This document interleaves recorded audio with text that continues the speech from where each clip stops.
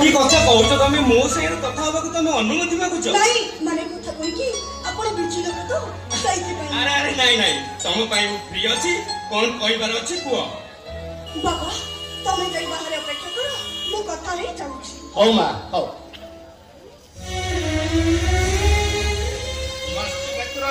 ନମସ୍କାର ଆଜ୍ଞା।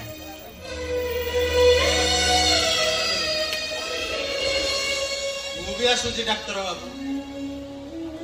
ଯିବା ପୂର୍ବରୁ ଏତିକି କହିବି ଏ କାବେରୀର ଗରିବ ଭାଇଟାକୁ ଆପଣ ଋଣୀ କରିଦେଲେ। ମୋର ସୀମିତ ରୋଜଗାର ଭିତରେ ମୋର ଏ ସମ୍ଭବ ନଥିଲା ଏ କାବେରୀର ଚିକିତ୍ସା କରିବା। ସେଥିପାଇଁ ତ ଘରଟିକୁ ବନ୍ଧା ପକେଇ 2 ଲକ୍ଷ ଟଙ୍କା ବି ଆଣିଥିଲି। ହେଲେ ଆଜି ଆପଣଙ୍କ ସାହାଯ୍ୟ ପାଇଁ ମୁଁ ଆଜି ମୋ ଘରଟିକୁ ବନ୍ଧକ ମୁକ୍ତ କରିପାରିବି। ତାଠାରୁ ଖୁସି ମୋ ପାଖରେ ଆଉ କିଛି ନାହିଁ। ହେଲେ ଆପଣଙ୍କୁ ତା ପ୍ରତିବଦଳରେ ତ ଆଉ କିଛି ଦେଇପାରିବିନି। ଏତିକି ଦେଇଯିବି ଆପଣଙ୍କ ପାଦ ତଳେ। ଏ କଣ କରୁଛ? ଯାଅ ଖୁସି ମନରେ ଘରକୁ ଯା। ସ୍ମାଇଲ କର ସ୍ମାଇଲ। ହସ ଆଗ ହସ। ଖୁସି ମନରେ ଘରକୁ ଯା।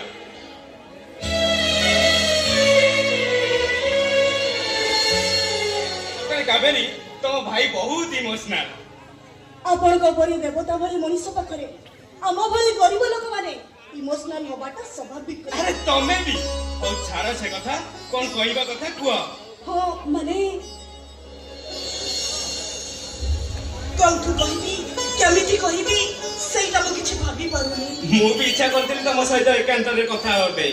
ମାତ୍ର ସେମିତି ଗୋଟିଏ ସୁଯୋଗ ଦେଇଥିବାରୁ ତମକୁ ଧନ୍ୟବାଦ। ହେଲେ ଆପଣ ମୋ ସହିତ କଣ କଥା ହେବେ? ପ୍ରଥମେ ତମେ ତମ କଥା କହିସାର ତାପରେ ମୁଁ କହିବି। ନାଇଁ ନାଇଁ ପ୍ରଥମେ ଆପଣ କୁହନ୍ତୁ। ଆଚ୍ଛା ତମେ ମତେ କଣ ପାଇଁ ଆପଣ ଆପଣ ବୋଲି ସମ୍ବୋଧନ କରୁଛ? ଖରାପ କଣ? ଆପଣ ତ ମୋ ଠାରୁ ବୟସରେ ବଡ। ତାପରେ ବି ଆପଣ ମୋ କଲେଜରେ ସିନିୟର ଥିଲେ। ସବୁ ପରେ ବି ଆପଣ ଜଣେ ଡକ୍ଟର।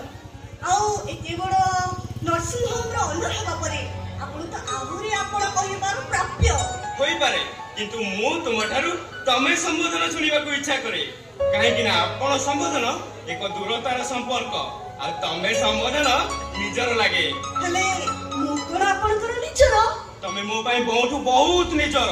ବାସ୍ ଏଇ କଥା ପଦକୁ ତମକୁ କହିବି ବୋଲି ଭାବିଥିଲି କିନ୍ତୁ କହିପାରିନଥିଲି। ହେଲେ ଆଜି ମୁଁ ଶୁଣିବାକୁ ଚାହେଁ। କଲେଜ ଟାଇମରେ କାହିଁକି କେଜାଣି ତମ ପ୍ରତି ମୋର ଦୁର୍ବଳତା ଆସିଗଲା। ମୁଁ ତମକୁ ମନେ ମନେ ଭଲ ପାଇ ବସିଥିଲି।